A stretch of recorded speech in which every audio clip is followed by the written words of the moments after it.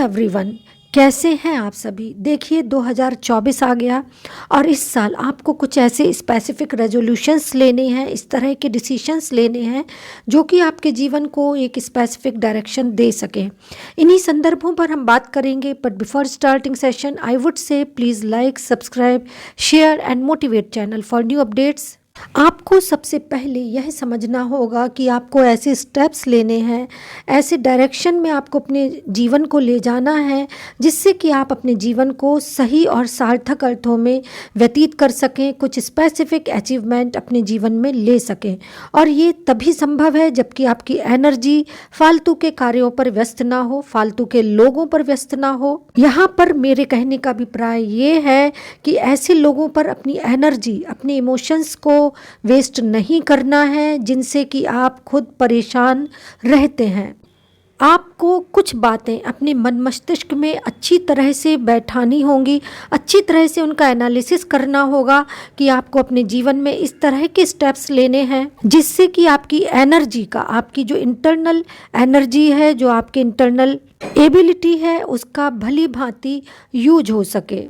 और इसके लिए ये आवश्यक है कि आपको अपने इमोशंस ऐसे लोगों पर जाया नहीं करने हैं जो कि आपकी वैल्यू नहीं करते हैं, इम्पॉर्टेंस नहीं देते हैं या आपको अंडर एस्टिमेट करते हैं। ऐसे लोगों से आपको डिस्टेंस मेंटेन करनी है या आवश्यकता पड़ने पर, यदि बहुत ज़रूरी हो जाए कि बात किए बिना काम नहीं चल रहा है तो काम लायक बात करें, उसके बाद शांत रहें तथा अपना ध्यान इन लोगों से डिस्ट्रैक्ट करने की कोशिश करें।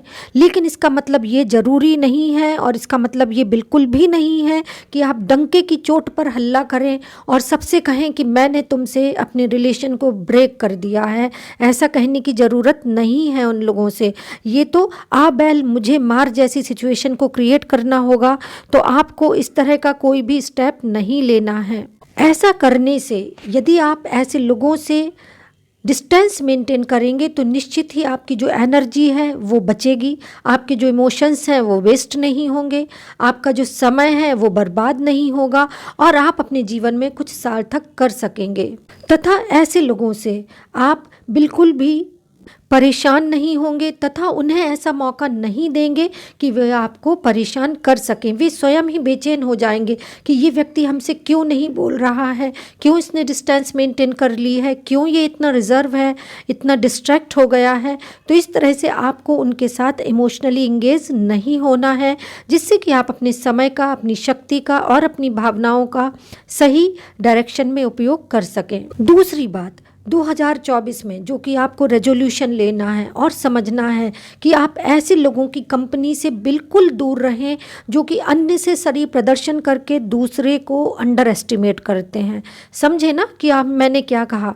यहाँ पर मेरे कहने का मतलब ये है कि वे लोग जो कि आपको अपनी वस्तुओं का, अपनी मैटेरियलिस्टिक वेलफेयर का या मैटेरियलिस्टिक चीज़ों का या स्टैंडर्ड ऑफ लिविंग का या अपनी मनी का या अपनी शोहरत का प्रदर्शन करके आपको क्रिटिसाइज करते हैं, अंडर एस्टिमेट करते हैं या आपको अपने प्रभाव में लेने की कोशिश करते हैं, अपने आप को सुपीरियर दिखाते हैं, आपको इन्फीरियर दिखाते हैं जिससे कि इन्फीरियर कॉम्प्लेक्स आप में क्रिएट हो जाए। तो इस तरह की चीज़ों से आपको बचना है और वो आप तभी बच सकते हैं जबकि ऐसे फर्जी लोगों से, ऐसे सो कॉल्ड इंटेलिजेंट या फेक लोगों से आप डिस्टेंस मेंटेन करें। तो निश्चित ही आप इन लोगों को उनके प्लान में नाकामयाब करेंगे और उनके षड्यंत्रों पर पानी फेर देंगे।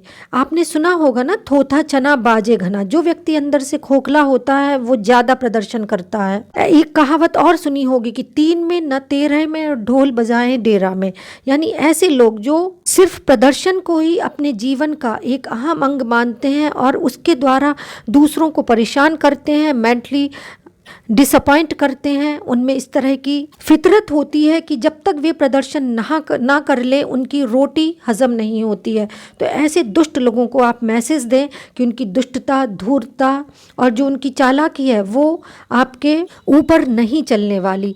तो आपको ऐसे लोगों को स्ट्रिक्टली मैसेज देना है कि आप उनके प्रदर्शन में और फालतू की ढोंग पूर्ण बातों में नहीं आने वाले, तथा आपको भी अपनी एनर्जी को कहीं ना कहीं बचाना होगा और इस तरह के लोगों की कंपनी से अपने आप को डिस्ट्रैक्ट करना होगा। तीसरी जो मोस्ट इम्पॉर्टेंट बात ये है, जो कि 2024 में आपको रेजोल्यूशन के रूप में लेनी है, वो ये है कि आपको किसी भी परिस्थिति, परेशानी, किसी भी व्यक्ति, वस्तु, स्थिति, परिस्थिति से नहीं डरना है। सिचुएशन को हैंडल करना आना चाहिए। आपको पता होना चाहिए कि किस सिचुएशन में कौन सा बेटर से बेटर स्टेप आप ले सकते हैं।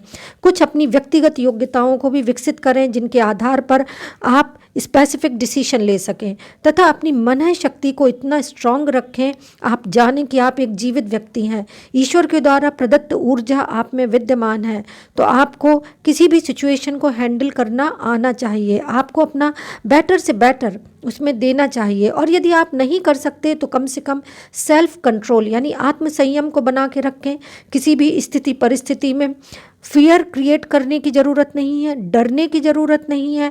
और अल्टीमेटली आप याद रखें कि सुपर नेचुरल पावर, जिसे हम ईश्वर, भगवान, गॉड, अल्लाह कहते हैं, वह सबके साथ है और वह आपके भी साथ है। इसलिए आपको डिसअपॉइंट होने की ज़रूरत नहीं है, क्योंकि अल्टीमेटली जो सुपर नेचुरल पावर है वह सब संभाल लेती है। इस स्थिति में आपको करना क्या है कि आपको अपना बेस्ट देना है, अपना सेल्फ कंट्रोल बना के रखना है और डिसअपॉइंट नहीं होना है।